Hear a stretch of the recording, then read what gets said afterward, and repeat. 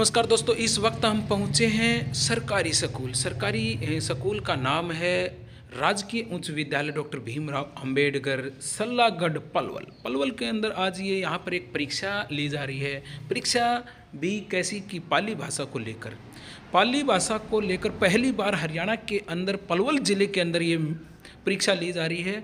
और परीक्षा सतल आपको देख सकते हैं, इस रूम के अंदर परीक्षा ली जा रही है और हम आपको अंदर का सीन दिखाएंगे कि ये जो बैठे परीक्षा दे रहे हैं ये सब आप देख सकते हैं कि ये पाली भाषा की परीक्षा दे रहे हैं। कोई आम परीक्षा नहीं है, ये भारत के अंदर जो प्राकृतिक भाषा थी उसका।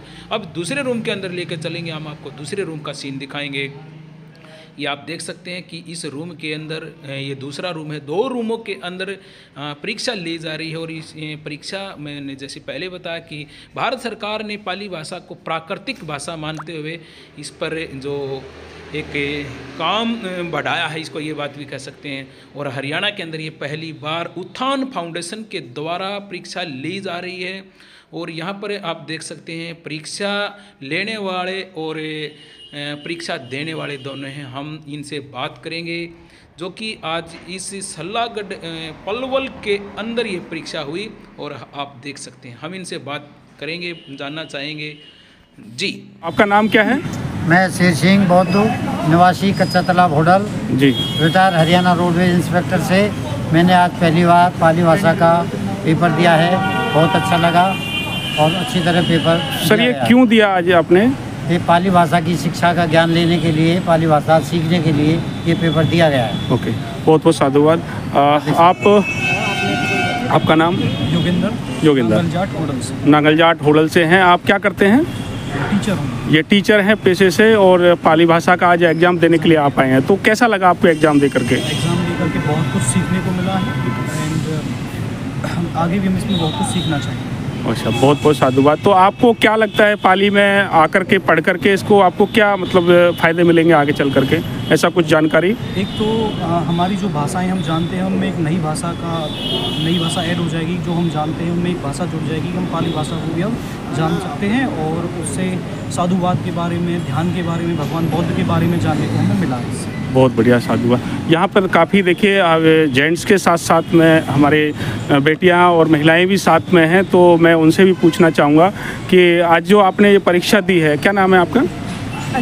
अंजू जी। आप क्या करते हैं? मैं शिक्षक हूँ। और देखिए कितनी अच्छी बात है, यहाँ पर मोस्टली शिक्षक आज आए हैं। तो आज आपने जो इस पाली का जो एग्ज़ाम दिया है, तो आपको क्या इसमें अपॉर्चुनिटी दिखती है? सर मुझे ऐसा लगता है कि इसका और ज़्यादा विकास होगा। जैसे हमारी हरियाणा में अभी इसका इतना है नहीं है, तो देखो मैं खुद एक पाली भाषा की भी शिक्षिका बनना चाहती हूँ। अरे बहुत बहुत साधुवाद आपके लिए। भारत सरकार ने पाली भाषा को प्राकृतिक भाषा के रूप में अभी एक्सेप्ट किया है और पूरे देश को इस भाषा को पढ़ने के लिए लोगों ने बताया है। तो आप का नाम क्या है? मेरा नाम सुनीता बौद्ध। तो आप पाली के बारे में कैसे जानते हैं, कैसे आपको इसके बारे में जानकारी मिली? ये सर अभी मोदी सरकार ने ऐसा कहा है कि इसको एक भाषा का दर्जा दिया गया है और इसकी आने वाले समय में इसका बहुत विकास होना है, जिससे हम अपने जो पुराना हमारा लिटरेचर है हम उसको अच्छी तरह से पढ़ भी सकेंगे। बहुत बहुत साधुवाद आप सबका। आपने लोगों ने परीक्षा दी, कितना अच्छा लगा। और ये हमारे मैनेजमेंट जो यहाँ की कमेटी के आज रहे हैं। आपका परिचय? मेरा नाम यादराम बौद्ध जी और मैं निवासी डाडौता से हूँ। अभी इनका संचालन जो कराया था वो हमने कराया था। ओके, बहुत अच्छा। तो आप लोगों ने जो परीक्षा ली ये कितने समय के बाद ली है? ये हमने 6 महीने के बाद की। 6 महीने। तो 6 महीने में आपने क्या किया? 6 महीने के बीच में? 6 महीने के बीच में हमने इनको जो हमारे परीक्षार्थी उनको बुक दी और उसका ऑनलाइन व ऑफलाइन का जो है अध्ययन कराया। जो भी इनको समस्या थी उनको। देखिए कितनी अच्छी बात है। ये लोग 6 महीने से प्रयास कर रहे हैं और 6 महीने के बाद ये परीक्षा लेते हैं, जिसकी फिजिकली भी इनकी क्लासेज होती है और ऑनलाइन क्लासेज भी लेती हैं। तो सर आप उत्थान फाउंडेशन में आपका क्या नाम है सर? आप? मैं तेजपाल बौद्ध उत्थान फाउंडेशन का वाइस चेयरमैन के तौर पर मैं काम कर रहा हूँ और पाली भाषा की परीक्षा कराने के लिए जो है मैं कटिबद्ध हूँ। क्योंकि उत्थान फाउंडेशन का एक उद्देश्य है कि पाली भाषा का प्रचार प्रसार करना, साथ ही पाली भाषा में प्रतिवर्ष जो अल्पसंख्यक आयोग के द्वारा विभिन्न प्रकार के जो है पद निकाले जाते हैं वो रिक्त रह जाते हैं।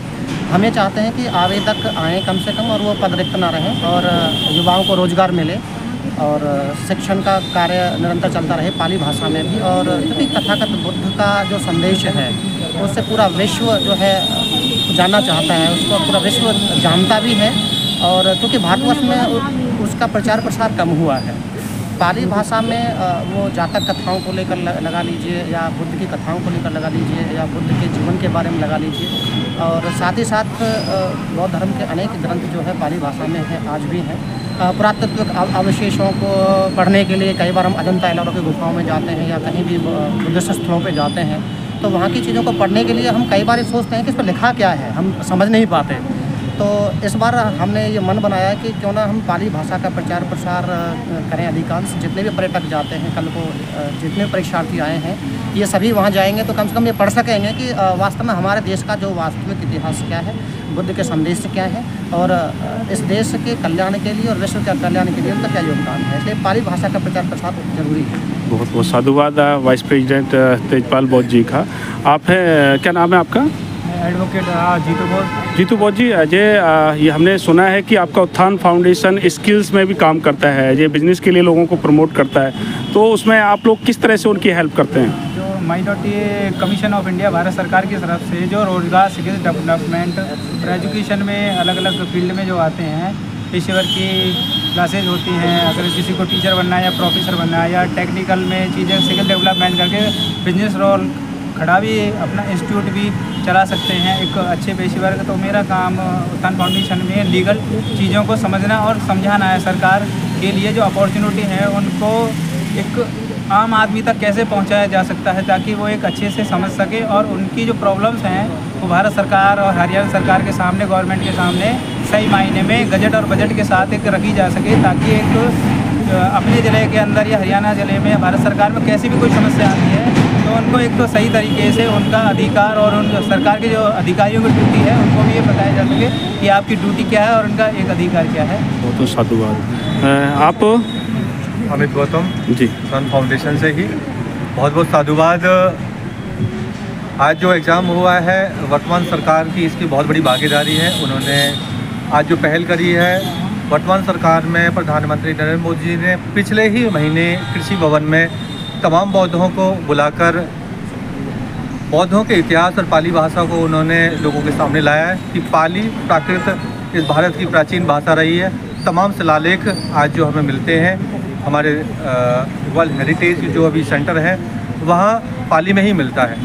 तो सरकार का भी सहयोग कि उन्होंने पाली भाषा को मुख्य धारा में रखा और सांस्कृतिक भाषा उन्होंने घोषित करी, और हमें फाउंडेशन के बिहाफ पर हमें ये मौका मिला कि उस प्राचीन प्राकृतिक भाषा पाली को हम आम जो एक समय में जनसाधारण में और आम बोलचाल की भाषा रही है वो दोबारा से लौटकर आज समाज में आ रही है। लोग सीख रहे हैं और सीखकर आज ये हरियाणा के डिस्ट्रिक्ट पलवल में अम्बेडकर राजकीय विद्यालय में पहली परीक्षा जो सत्र 2024 में रहा है, आगे भी ये लोग सीखेंगे। और आपका नेक्स्ट अगला टारगेट्स क्या है? जैसे कि हमने सुना है कि आप पाली पे 6 महीने 1 साल से काम कर रहे हैं, तो आगे आने वाले समय में आपका जैसे जून में आपका अगला सेशन होगा, तो कितने उम्मीद है परीक्षार्थियों की यहाँ पर पहुँचने की?